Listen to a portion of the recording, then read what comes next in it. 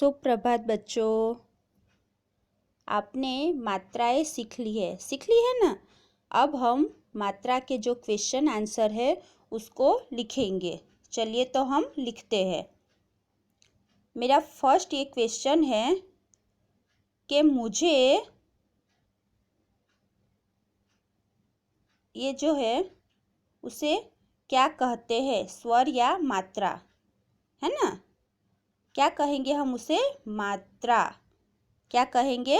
मात्रा। ये जो है उसे हम क्या कहेंगे? मात्रा। अब जो स्वर लिखा होता तो स्वर कहते, लेकिन ये चिन्ह लिखा है इसलिए हम इसे मात्रा कहेंगे। क्या कहेंगे? मात्रा। आया ना समझ में। अब दूसरा प्रश्न है, मेरी कोई मात्रा नहीं होती, कौन हूँ मैं? मेरी कोई भी मात्रा नहीं है तो कौन हूँ मैं? तो कौन हूँ? तो अ। कौन हूँ? अ की कोई भी मात्रा नहीं होती है। तीसरा प्रश्न है, र वर्ण के साथ उ और बड़ी ऊ की मात्रा कहाँ लगती है? तो जैसे हमने र लिखा तो उसमें बड़ी ऊ और छोटी ऊ की मात्रा कहाँ लगेगी? तो ये छोटी ऊ और ये बड़ी ऊ, इस तरह दोनों मात्रा लगेगी। कहाँ लगी है? ये पेट पे। सीखा है ना आपने कि पेट पे मात्रा लगती है। तो आया तीनों का आंसर आपको समझ में कि पहले का आंसर है कि क्या कहते हैं, तो इसे हम मात्रा कहते हैं। दूसरे का है अ, कि उसकी कोई भी मात्रा नहीं होती है।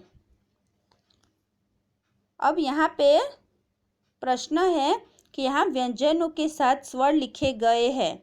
आप स्वर की जगह उनकी मात्राएं लगाकर व्यंजन लिखिए। मतलब कि स्वर दिए गए हैं, आपको उसकी क्या लगानी है? मात्रा। ये सारे स्वर दिए गए हैं, अब आपको इसकी मात्रा लगानी है। चलिए तो हम मात्रा लगाते हैं। जैसे व में री की मात्रा, तो क्या होगा? व्री।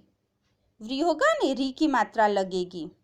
फिर ये र में ऐ की मात्रा, तो र में ऐ की मात्रा लिखेंगे तो रई होगा।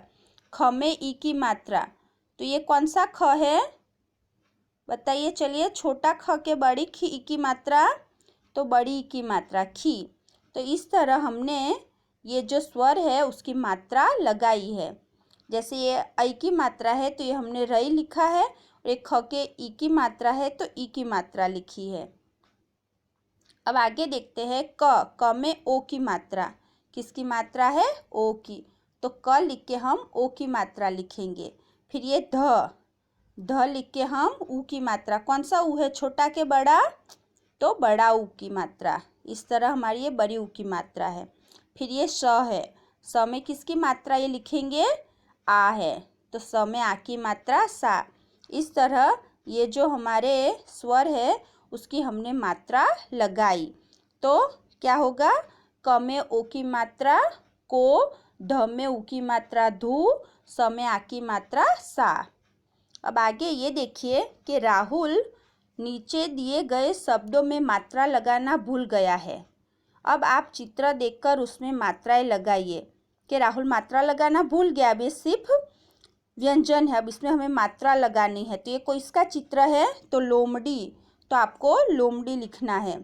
तो किस तरह लोमड़ी लिखोगे? तो ल में ओ की मात्रा और डी, लोमड़ी। आलू, आ की मात्रा और ल में बड़ी ऊ की मात्रा, आलू।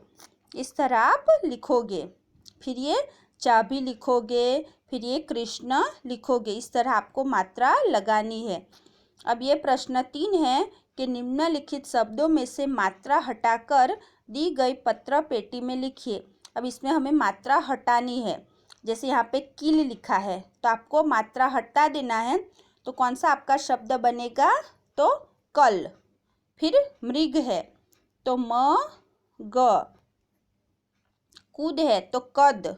इस तरह मात्रा हटा के सारे शब्द लिखने हैं।